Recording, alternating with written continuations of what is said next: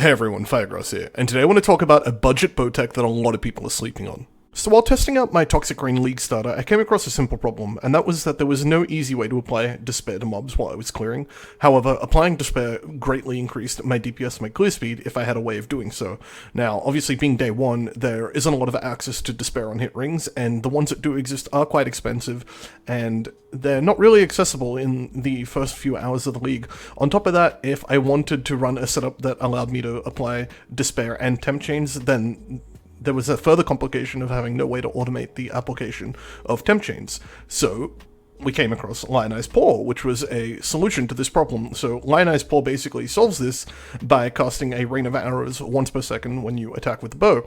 And quite simply, you can just attach a Hex Touch support to that, and then you can apply whatever curses you want, so Despair and Temp Chains. And then basically, whenever you go to clear mobs, whenever you go to attack mobs, you're basically constantly cursing on hit. And this is a really big deal because there's no easier way to do this.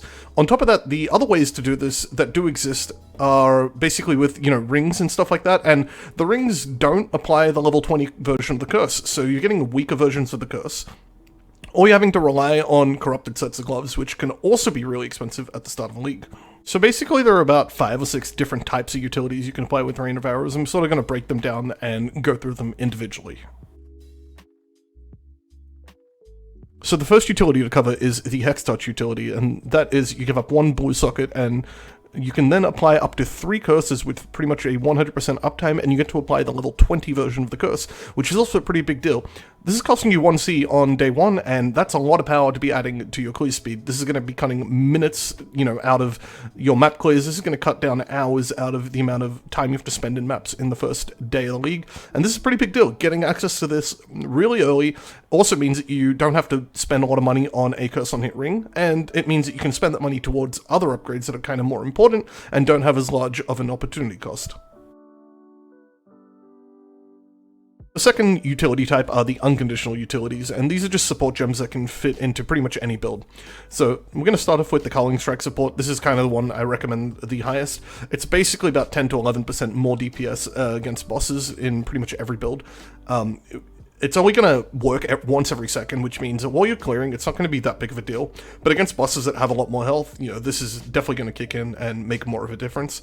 Next up is the life gain on hit support. So when you're firing into a pack, this is potentially up to like around 800 life every second. This is actually a crazy amount of restoration, and I would really highly recommend this. So in a lot of my setups, I end up using Culling Strike and life gain on hit. I think they are by far the strongest support gems to be including into pretty much any setup. Next up is blind support. Now this isn't actually that strong. 10% chance to blind pretty much isn't a big deal. You're firing off 20 arrows, and with a 10% chance to blind, that's only 2 blinded enemies out of an entire pack. Against single target, this is even weaker. I basically just wouldn't recommend this, but I feel like it's worth mentioning just in case people want to play around with it, or people value blind and have no other way of obtaining blind. Next up is knockback support, so I'd actually recommend that over blind support. Knockback support is going to just, knock back enemies away from you very briefly when you fire into a pack. It's not that big a deal, but it does mean that it's going to keep some extra white mobs off you a little bit.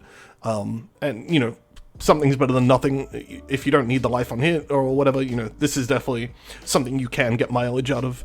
Chance to flee support. This is actually pretty underrated. I was using this in a couple of the setups, and the thing is, basically, you fire into a pack and half the white mobs turn around, basically. They try and run away. They don't want to attack you anymore, at least briefly. And this means that you are taking quite a bit less damage. When you're doing Delirium maps and you chuck in Chance to Flee support into your setup, it's a lot of extra protection that you wouldn't otherwise get, and when you're firing off a rain of arrows once every second, quite a few mobs are going to end up getting affected by this. Now, the effect is brief, but it's a lot of damage you're not taking. It's certainly something I would recommend testing for your setup. Maybe it works for you, maybe it's not what you want. It doesn't really work on rare or unique mobs, however, though, so, you have to keep in mind this is for a mapping-orientated sort of setup. You're not going to get that much mileage out of it if you're more interested in bossing. When you are doing invitations and stuff, I would definitely be switching this out for Culling Strike support. And finally is the increased area of effect support. So this isn't really that big a deal. Rain of Arrows tends to be large enough, but there were some situations where I felt like I had a spare blue socket that wasn't really doing much, and, you know, if you roll the blue socket early in a league, you're not going to have the chromes to keep re-rolling or whatever, so you can just get some mileage out of the blue socket.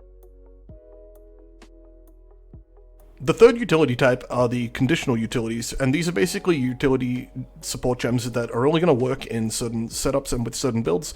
They are the Withering Touch support. Now, you're only going to get like 4 to 5 applications of Wither in an entire pack of mobs once per second, so it's not really a big deal, but if you have extra green sockets to spare, you may as well throw this in any kind of Toxic Rain or Caustic Arrow build, or even just a Poison build.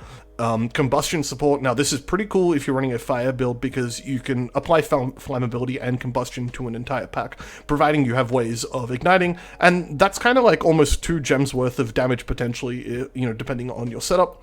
It's a really big deal. It's adding a lot of extra damage to your clear, and for like only 1C. And then finally is the Bone Shield support, which is kind of working along the lines of how Combustion support does, providing you're dealing enough base cold damage in order to chill. Bone Chill is adding some extra cold damage to all your attacks. Now, it is important to note that you can't just slap Bone Chill support in and expect a level 5 Rain of Arrows on its own to deal a significant amount of damage. You may want to pair this up with a support gem that adds the amount, you know, to the amount of cold damage you're dealing with the level 5 Rain of Arrows. You also probably want a bow that does a high amount of flat cold damage. It's not going to work in a lot of cases. You may want to just avoid running Bone Chill support in this setup and then attaching it to, say, Vortex or Creeping Frost or something, so that you can get guaranteed Bone Chill effect from some type of external effect. So next up are the Cull Utilities, and I call them this because they pair well with the Culling Strike support. So Onslaught support basically isn't going to actually activate that much while you're clearing a map unless you're pairing it with the Culling Strike support and culling mobs while you're clearing, and that's not going to happen a whole lot either, but you're going to get some uptime on it, and, you know, some is better than nothing, especially if you have the gem sockets to spare.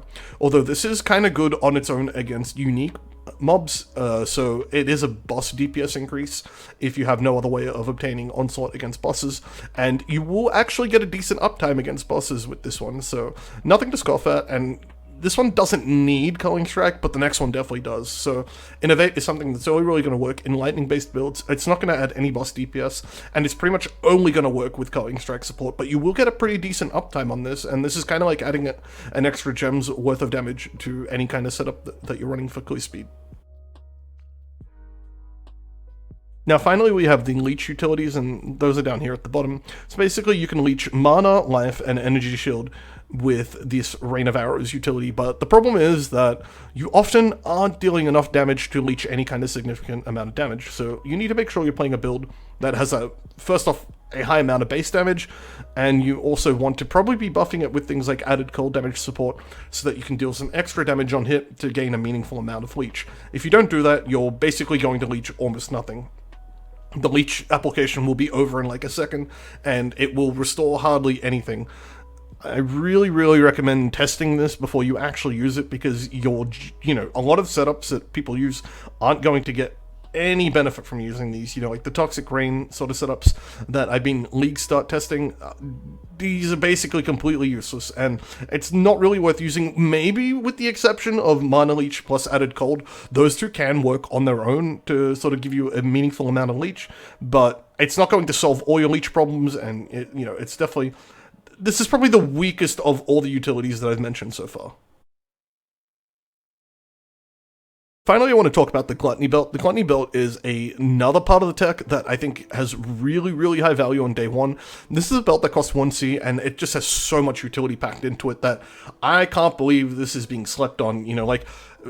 I understand it's not a belt that's giving raw DPS, but in terms of the amount of overall power and comfort it gives you on day one, it's a pretty big deal, and I can see myself using it in a bunch of different league start setups. In fact, I tested it in a bunch of different league start setups, and it made a big difference overall in the amount of time it took to clear maps using certain setups.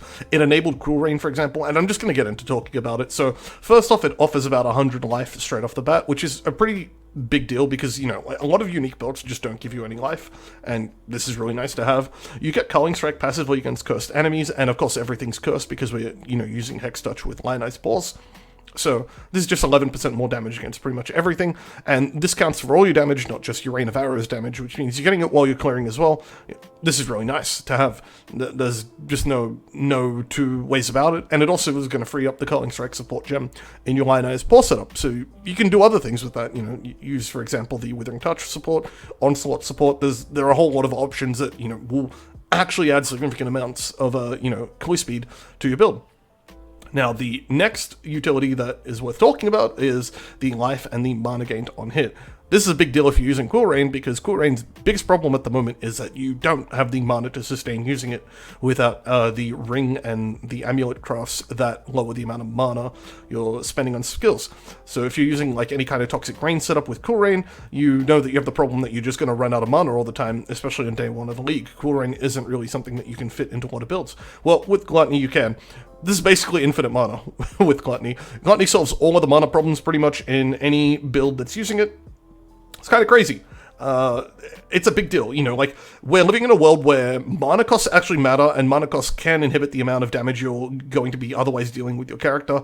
We live in a world where you actually have to run stuff like Replica Conqueror's efficiency in your build, you have to fit clarity in some cases, stuff like that. And so, in a world where solving your mana problems actually matters in terms of the amount of DPS you're dealing, Gluttony's a big deal. It's nothing to scoff at, and with the Lionized Paw Hex Touch setup, it's permanently active. You know, this was some of the most fun I had ever testing League starters using Gluttony in conjunction with Lionized Paws, because it's basically running around not having to ever care about mana or life. It's, you know, I could basically entirely ignore resources. I don't have to worry about any of my flasks except, you know, having a Seething Flask and a Quicksilver Flask.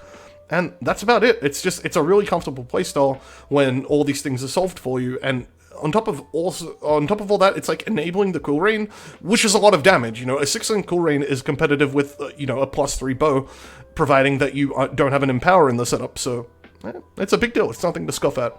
The last thing to talk about with this is that it causes you to take damage when you use a movement skill. This is a downside, but you can spin it into an upside. So if you're using the Enduring Composure Small Cluster Jewel that gives you endurance charges when you're hit, guess what? This counts as a hit. This means you're basically at permanent, you know, 3 endurance charges, or 4 if your build, you know, takes an extra max endurance charge. And this pretty much also enables you to start using the custom damage taken on Mortal Core increased duration support setup. That means that every time that you take any, you know, like 500 damage or any kind of non-trivial damage from an enemy, custom damage taken procs your Immortal Core. Immortal Core is now juiced up at like something like 60 to 70% phys damage reduction, 25% elemental damage reduction, and it has an enhanced cooldown of, an enhanced duration of something like 2.5 seconds overall. On top of that, your endurance charges just sort of regenerate at that point, so it's a crazy amount of defense running this. It solves a lot of problems. It's actually worth giving up the X-Series step. On a League Start situation, the spell dodge is definitely missed, but having all the extra sustain and all the extra utility of being able to just constantly keep up your endurance charges is a really big deal, especially in fights like Cirrus, where you don't have an opportunity to sort of like, you know, hit things and proc things and all that, and you can just sort of generate the endurance charges without having to risk taking a big hit of damage that's going to potentially kill you. So I'm just going to end this video off with some League Start practice footage where I'm using these boots in high-end Delirium maps, mainly because I want to show that these aren't something I'm, you know, saying works hypothetically. These are tools that actually work in practice. If you enjoyed this video, like, comment, and subscribe, and I'll see you guys in the next one.